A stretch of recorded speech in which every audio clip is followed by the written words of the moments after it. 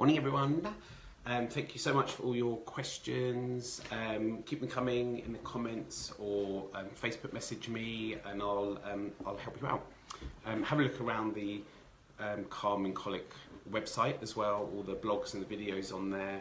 But your questions help me kind of trigger these videos and my blogs and things to go in books and stuff so I can help you. So this, I'm sure there'll be people out there that might disagree with this, but I tend to look at babies as if they're little adults. And I'm sure there are many things about babies that don't work like adults, but so many things do. And time again, I come back to viewing babies as if they're adults. So if your baby's upset, not sleeping, or you've got problems with them, think about how you would feel in the same situation as them. So the easiest one that I go on and on about all the time is antibiotics. What are antibiotics absolutely known to do in adults when you take them? They upset your tummy. It just makes sense that if you're taking, or if you've got antibiotics at your delivery or your breastfeeding, they pass through to the baby and it will upset the tummy. So there's a nice little example.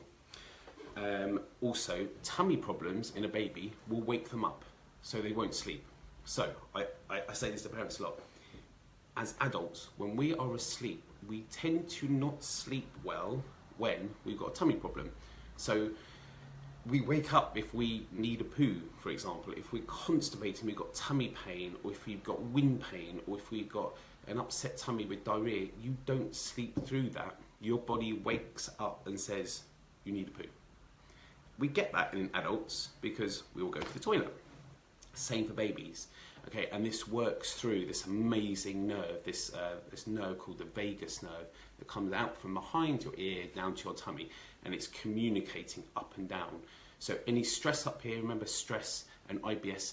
So I always look for research on IBS and this nerve, and it's always done in adults, but I kind of convert IBS to colic or a tummy pain, and it always fits with the baby. So all this research that's out there on adults, I try and see if that can help me calm babies down. So this nerve communicates up and down. So any problems with the tummy comes up, wakes the brain up.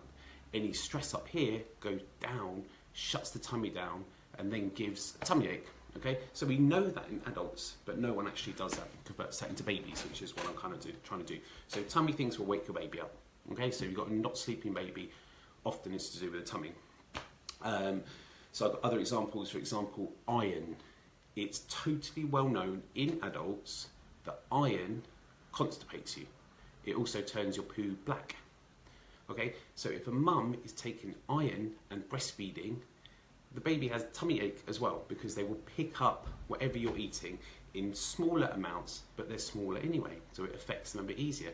So what happens to adults when they're on iron? They get an irritated tummy, baby gets that. Same thing. What else do I write down? These good ones. Would you fall asleep if the TV was on and the lights were on? We don't. We go and we relax, and we go and we turn the lights off, and we go to bed, and we make it dark, and then we sleep. So you can't really ask your baby to sleep if you've got them with you with the TV on and the lights on. And yes, it might be time for bed, but the lights are stimulating. So often parents try and put them down to sleep at that time of night where it's actually quite active. So you've got to calm them down. So think about yourself. I know we fall asleep in front of the TV, but that's because we're usually exhausted. So can a baby fall asleep with all that stuff going on around them? Probably not. So if you can't do it yourself, don't ask your baby to do that.